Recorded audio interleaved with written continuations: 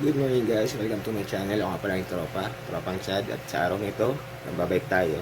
Pero bago lahat, papasukin natin yung intro, pasok.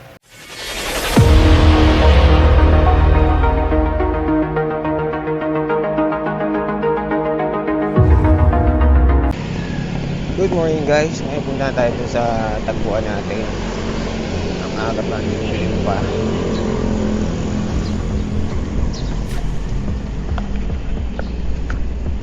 Samahan niyo ako.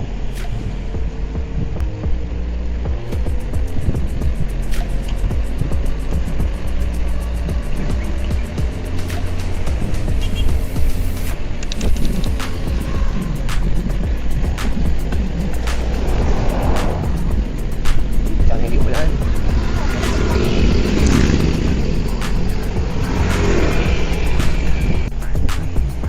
Lapit na tayo sa tagpuan. May galit ako. Ano kayo ba?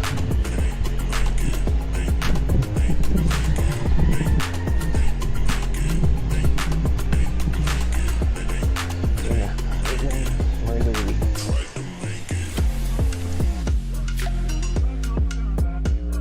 12 seconds later. Ito na kami guys. Ulit.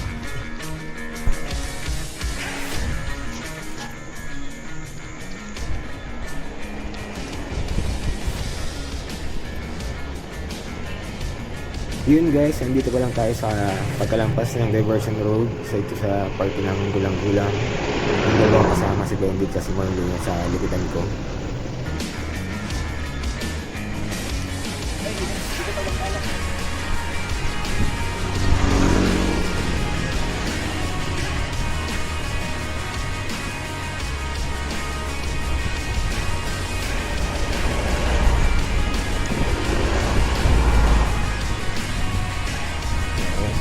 Sa boundary ng gulang-gulang.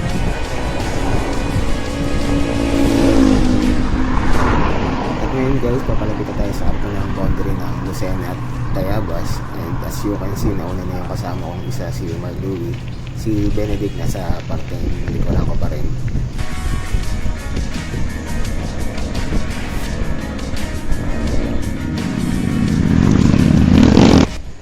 Sasabayan ko sana si Kuya para matanong yung pangalan niya, kaso hindi ko maabutan.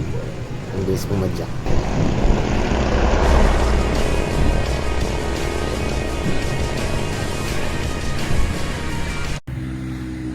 Yun guys, dito muna kami, stop over muna kami sa barangay Okas. Marlowe, kaya pa? Benedict, pagod na. Time check, alas 6 ng umaga. Abot pa to.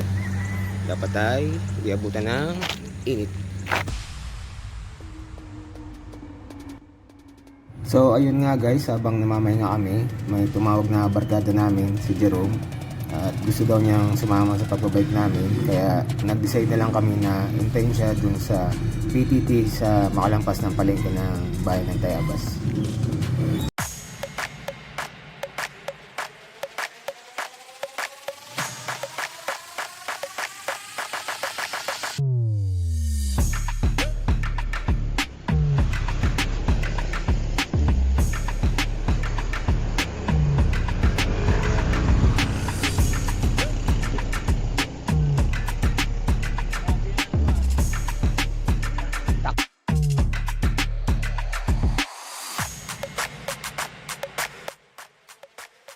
Ayun, nandito na tayo sa tapat ng Primark at Public Market ng Tayabas, Quezon. At malapit na tayo dun sa pupunta natin paghihintay natin kay Jerome.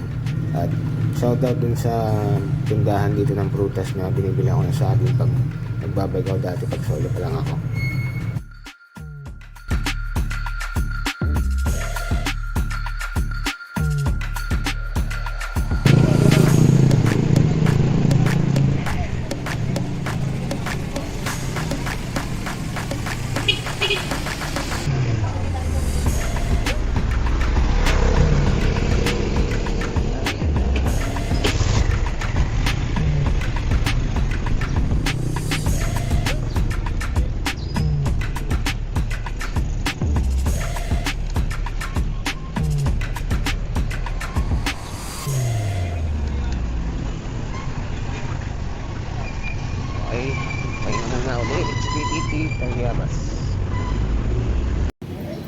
Yan, nung tagal naman ni Jerome, nasa na kaya yung sabi susunod daw. Hanggang ngayon wala pa. Inig na ang mga kasama ko. Oh, asan ka na Jerome? One eternity later.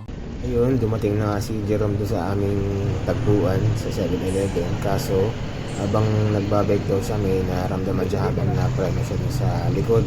Yung pala, kulang ng tornilyo yung kanyang brake caliper. Kaya, naghanap muna kami ng bukas na bike shop para bumili ng tornilyo para doon sa likod na brake caliper. Habang nagbabay kami, may naalala nga pala ako yung nakita ko sa Facebook na isang kainan daw dyan sa may Iglesia ni Cristo. Kaya iniyaya ko sila para subukan kung tunay nga masarap yung kainan dyan.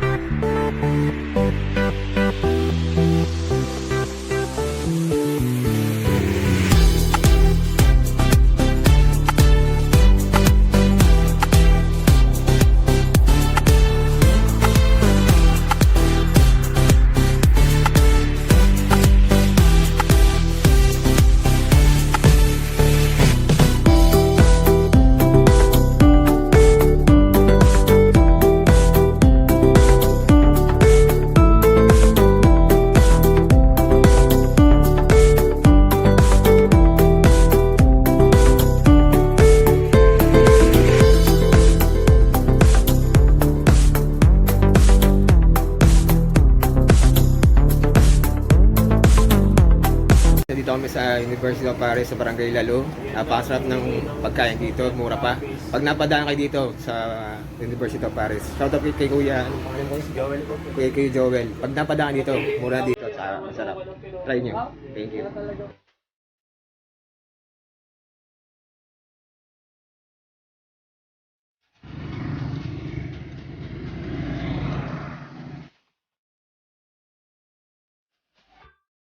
Shoutout ulit sa staff ng University of Paris. Hindi nagkamali, napakasarap talaga ng pagkain nyo. Tsak na babalik-balikan, more power sa inyo.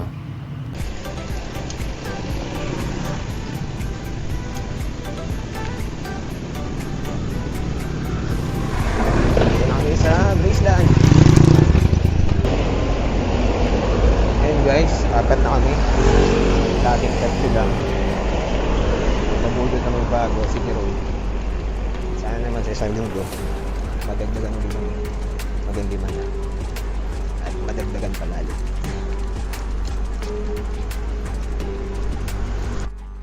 So yun guys, medyo inabot na nga tayo ng init sa pag-ahon na dapat ang ahonin natin ay yung Lokban Quezon, pero medyo hirap na sa pagpadyak yung mga kasamahan natin, mga hindi pa naman kasi sila sanay gaya ni Jerome na ngayon lang uli nagsisimula sa pagbabike. Kaya sinabi ko sa kanila na hanggang nawawalang paraiso na lang muna tayo. Meron pa naman tayong next time. Yung dalawa layo pa.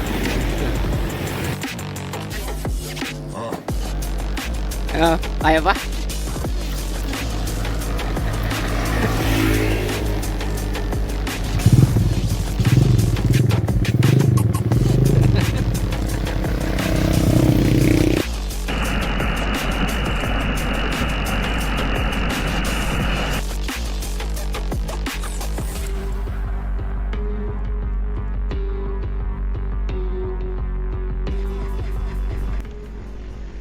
So yun, after na ilang minutong pagpapahinga, kwentuhan sa kulitan, nag-decide na kami na bumaba kasi medyo nataas na din yung araw, naging masakit na sa balat yung sinag nito.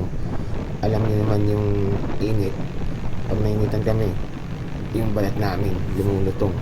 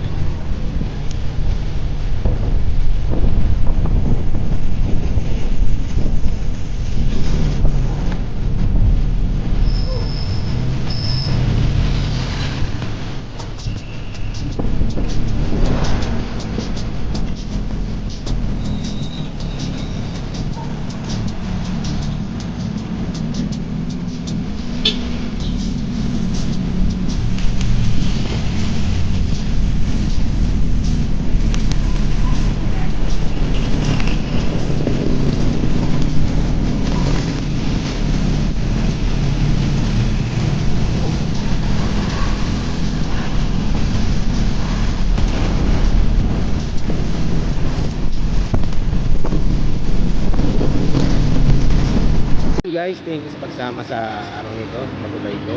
Kung bago ka pa lang sa channel ko, huwag kalimutan mag-like, share, and subscribe. At hit mo na lang din yung notification bell para updated ka sa mga bagong videos na i-upload ko. Itong yung Tropang Shed, signing out.